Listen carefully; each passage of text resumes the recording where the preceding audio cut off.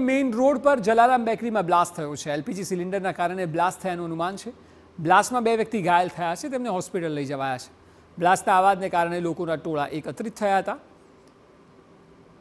LPG સિલિન્ડરને કારણે blast થયાનું અનુમાન લગાવાઈ રહ્યું છે। જલારામ બેકરી ત્યાં આવેલી છે, જ્યાં બ્લાસ્ટ થતાં 2 વ્યક્તિ ઘાયલ થયા, તેઓને હોસ્પિટલમાં દાખલ કરાયા છે।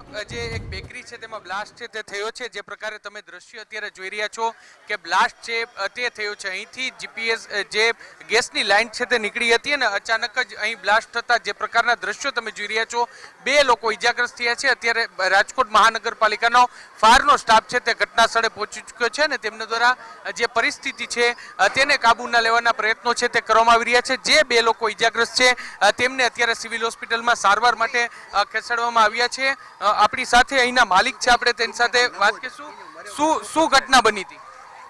પાછળ જીએસપીસી ગેસની લાઈનનું રિપેરિંગ કામ ચાલુ છે। સવારના 6 વાગ્યાની કમ્પ્લેન કરેલ હતી, અત્યાર સુધી કામ ચાલુ હતું। એ લોકોની નબળી કામગીરીના હિસાબે આ થયું છે। બાજુમાં સબસ્ટેશનના હિસાબે બ્લાસ્ટ થયું છે।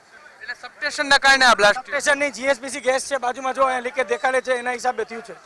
અને કેટલા લોકો ઇજાગ્રસ્ત થયા, કોણ છે? 2 છોકરાને મામૂલી ઈજા થઈ છે, પાછા આવે છે, આવી ગયા છે છોકરા, હેપી છે, કોઈ ઈજુ નથી, કોઈ ઇશ્યુ નથી। સ્થાનિક અગ્રણી આપણી સાથે જે શું કહેશો, શું ઘટના બની ને અત્યારે શું કાર્યવાહી કરવામાં આવી રહી છે? અમારા સિંધી સમાજના આગેવાન ચેતનાબેન વિધાણીનો મને લગભગ પોણી કલાક પહેલાં ફોન આવ્યો હતો કે હેમુભાઈ તમે આવો, સિંધી કોલોની વિસ્તારમાં આગ લાગી છે। એટલે હું હાલતા સ્કૂટરે મેં અમારા ફાયર બ્રિગેડના ચેરમેનને ફોન કર્યો કે ભાઈ આ વિસ્તારમાં આગ લાગી છે, ઝડપથી ફાયર બ્રિગેડ આવે એવું કરો। હું અહીંયા પહોંચ્યો, એની 8 મિનિટમાં ફાયર બ્રિગેડ અને જીબીનો સ્ટાફ આવી ગયો હતો અને